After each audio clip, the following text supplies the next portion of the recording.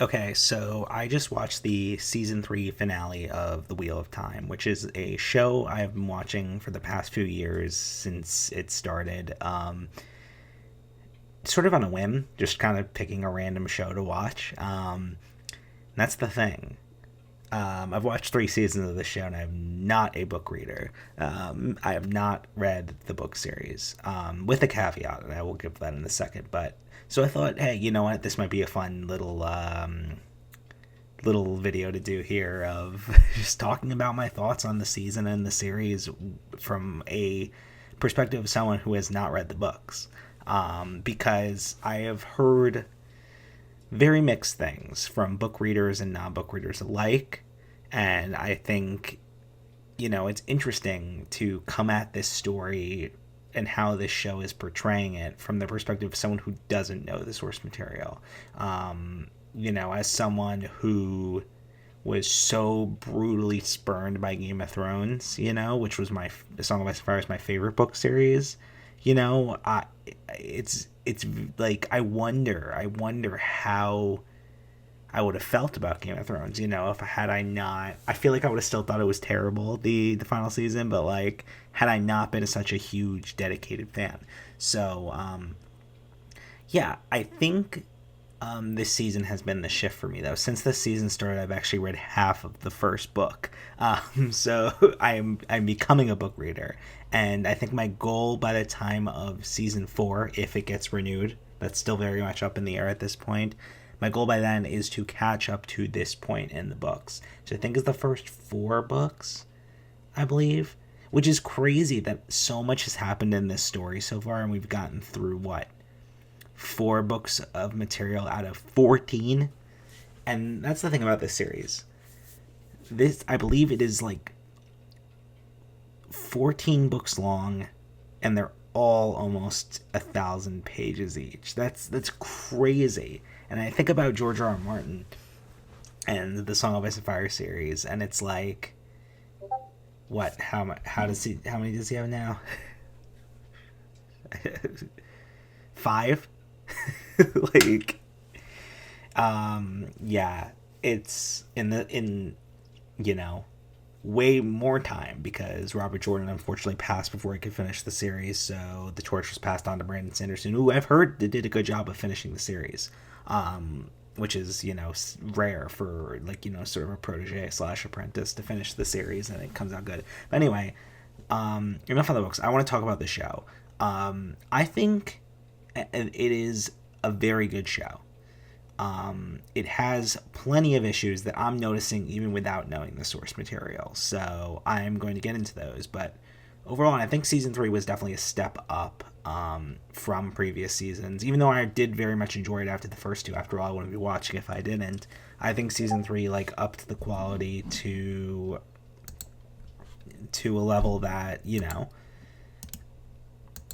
like I think it needed to get on that level of like earning its staying power, and I'm worried it didn't. I'm worried it's gonna get canceled. But I think like seasons 1 and 2 were good, but not enough for studio to be like, okay, like we don't have our next Game of Thrones like we thought. I think season 3, like it's no Game of Thrones, but like it's at the level where it's like, okay, this could be this is a really solid show that has staying power. So I think my thoughts on this show are that, and I think I can say this now that I've read half of the first book, and that the show is the briskest, is that a word? Quickest, most quickly paced version of telling this story, while the book is the most slowly, leisurely paced version of telling this story. I would say, both have their issues. And, this is me coming from only read half of the first book. I would say both ways of telling the story have their issues. I think a big problem with the first book that I'm seeing so far is how long it takes to get through a scene. And this could be because I haven't read fantasy in a while. I haven't read a fantasy series since A Song of Ice and Fire, which I finished reading back in what? would have been, I think, when did I read the rest of the books? It would have been around like, I think after, it was after season 5 ended, between season 5 and 6, I think. So it's been years. So it could be that I'm just not used to that kind of storytelling, just like not like remembering what it was like, in the trenches, if you will. But yeah, but the issue on the other end of the spectrum with the show is that it is going at such a brisk pace. They're definitely trying to like get through as much material as quickly as possible with only 8 episodes a season. I think season 2 was books 2 and 3, and this was book 4. And I've heard it's a modge podge of stuff from like earlier and later books too.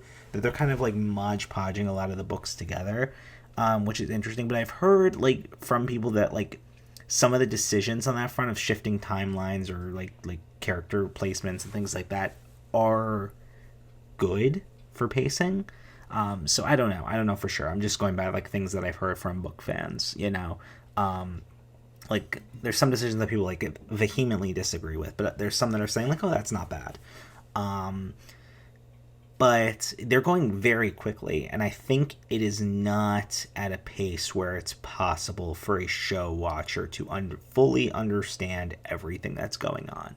And I think that's a problem. I think there's too much information given in such a rapid pace that like you can understand a good chunk of it. Like I feel like I have a firm like grasp on the story and like the different figures and players, but there's still quite a lot like locations and geography and like how political systems work and like some elements of like certain character dynamics, things like that. Like I feel that I am missing because it's going, and that's really what drove me I think to read books, is just because it was going so fast. I felt like I was missing stuff, and I really, this season really sold me on like this is a story I want to experience to the end, and I don't know if the show is going to carry me there effectively, even though I've really enjoyed the show. So I really do want to dive into the books now. The story is interesting because it has a lot of like, it is very tropey, but I also feel like it's one of those things where it's like a proto. Oh my god, why am I blanking on the word? Like a progenitor of said tropes, So it's and it's also interesting because like I feel like it's definitely like they're trying to do the Dune thing with Rand as the protagonist. I haven't read the book for Dune either. I've only seen the movies, but it's one of those things that's like the descent. Like you realize over time, like, oh shit, like this isn't a story about like a hero rising. It's a villain origin story, as you're watching Dune. That's kind of the shift that toward the end of Dune 2 that you kind of realize like, oh shit, like this is a villain origin story. And I sort of feel like they're doing that with Rand. I don't know if they'll stick through with that. I don't know how the series goes or ends or anything like that, but it would be really fucking cool if they did do that, because I'm a big sucker for that trope. I think an issue I do have with the series is the villain. It's sort of it's this entity known as the Dark One, and it's like we don't see it, we don't hear from it, which I think is cool. We just know of its presence, and we see it through its followers. And I don't know how much that changes, down the line. I would assume it does. But something I particularly don't like in like fiction, especially fantasy, is villains that have no I don't know how to explain it. Like no ambiguity to them, no depth to them. They're just like, I'm a Dark Lord. I'm evil for the sake of being evil. I feel like Sauron. Like I think Sauron's a terrible villain, to be honest. Even though I love the Lord of the Rings movies, I love villains with depth and like, I firmly believe that every villain is the hero of their own story, and I'm just going in circles here. I really like villains with depth, and I feel like the Dark One does not have that yet. But I feel like I understand what they're doing, And, book readers can correct me all I want, but from what I'm gathering from the show is that the Dark One isn't even a character. It's a Lovecraftian entity of some kind. It's an energy of some kind. And it's not like a character. It's just trying to distill a way of it's an entity or energy that is trying to distill a way of being into existence. And the depth we get of the villains come from his subordinates, his characters, the Forsaken and all the Dark Friends and everything like that. Like, I feel like a lot of those some of those characters are very one note. Like, there's this fucking guy in season 3, I cannot remember his name, but he's like a Forsaken that was introduced this season and killed this season. He's just like, oh, I hate Luce Theron, the Fast Incarnation, so I want to get revenge on a guy that isn't even actually him, brah. Yeah, okay. There's some of them that are, but you can't have them all. There's so many, characters. But like characters like Lanfear and like Leandra, and they're so complex in depth, and I think that's what they're doing. Like, is that their exploration of these like it's not about the Dark One being a complex villain. It's the what drives someone to make a pact with this Lovecraftian entity, essentially. Like, what goes wrong in their lives and what brings them to that place. And that's what's really interesting. And I think that's what really turned around. Like, before the season, I was like, it's good. Is it great? I don't know. But like this season, like what turned around, like, oh, this has something, and this is a story I want to see to the end and learn more about. Is that like that understanding and that shift in my understanding of the antagonary forces in this series. And I also like love the protagonary forces. I mean, like Rand, like I talked about that, like where I'm interested to see where that goes. But I love like the whole ensemble cast. I think they all have their charm. Like past season, I thought they were a little bland, but now I'm like, Egwene's still pretty bland, but like, I understand how like somber she is after everything she's gone through, and the lack of respect that she gets like from what she's dealt with. But everyone else is like so fucking interesting. Like, Matt annoys me. Like, I understand that he's a fan favorite and he's like a lovable rascal type character. I don't know. I haven't been feeling it for the lovable rascal type characters lately. They haven't been doing it for me. But he kind of annoys me. Everyone else I mean, Moraine, like, and Swanche, like incredible characters. Like, there's so much depth to all of them, and like even like the White Tower politics stuff is very interesting too, because it's like, it's this thing of like, it's people on the same. I love like stories where it's like people on the same mission with the same goals that end up clashing because of their differing ideologies on how to get there. And I feel like that's a big part of this series as well that really intrigues me and interests me, that I want to see explored more. I'm trying to determine my favorite character. I think it might be, it's hard to say, I think it might be Elaine right now. I think that's her name, right? I'm just double checking to make sure I'm talking about the right person, because I'm bad with names in this series.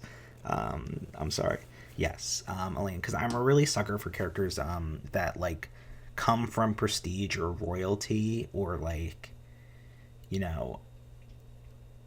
especially like toxic or corrupted prestige and royalty, that like offspring of that choose a different path for themselves and realize that I can be good, and I can do good, and I can chart my own way. I'm a big sucker for that trope, and I feel like Elaine is a really good version of that trope. So I think she's my favorite character right now, but like, that could obviously change anytime at any point. Yeah, something I want to talk about, and I think this happens a lot in the series, especially the beginning of this season, is I think it's an editing issue almost. I think it's like the scripts were different and the show is cut differently than the scripts intended. But there's like, it feels like there's huge logical leaps between scenes sometimes. I like especially in the first episode, like there is this the season opens with a great opener. There's this huge assault, like a huge like coup within, like not coup really, like an assault within the White Tower of like double agents that were inside, and it was a crazy sequence, and it was a huge like devastating sequence, and like the next scene, like they're like going around town giggling and being chuckle fucks, like even though they know what just happened. Like it makes no logical sense. So that there's things like that's just an example, but there's things like that throughout, I would say, that like kind of like take me out of it like completely. And it happened like a lot throughout season 1 and 2. I feel like there's some of that throughout this season, but I feel like it wasn't as bad. There definitely is like logical leaps that they expect you to take that I feel like are like losses of the editing, and also losses of the incredibly quick pace and the not ability to linger in plot points, for very long, because they have to get through so much material in so little time. So I definitely think that's an issue. um but yeah, I'm interested to see like when I come back to like if it gets picked up again, like if I come back to season 4, like how I'm going to be feeling, you know and like if I have done what I said I would do and caught up to that point in the books, like when I get there, by the time it comes out. So yeah, I'm interested to see how I'm feeling. Like, but overall, I would consider myself a fan of the show. I think it is a good show, and I think people need to understand that like something that is flawed, it doesn't necessarily make it bad. It is definitely a flawed show, but like, there's so much worse. There's so much worse. like as a standalone show, if it wasn't based on any source material, would you not say this was a solid show? I think it is. I think it has issues. Don't get me wrong, but it's not enough to not make me enjoy the series. Like this season, like really definitely sold me on like wanting to get to the end of this story and find out what happens, and see through all of these characters. And I totally forgot. Episode, was it 4? When he goes into Ruidian. I'm double checking right now. I think it was episode 4.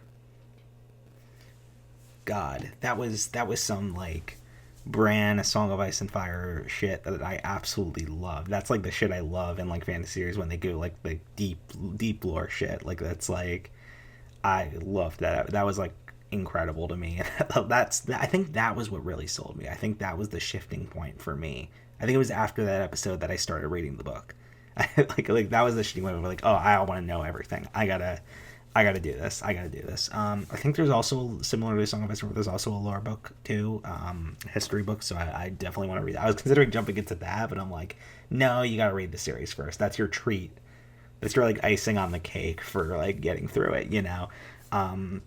It's like if I read World of Ice and Fire and Fire and Blood before reading the main series. You don't get to do that. This is your treat.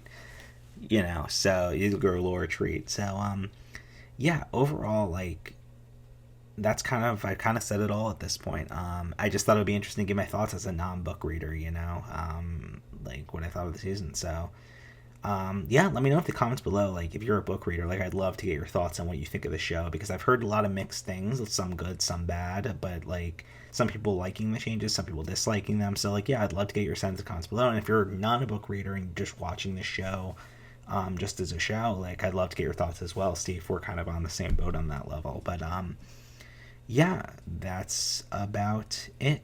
Thanks for listening.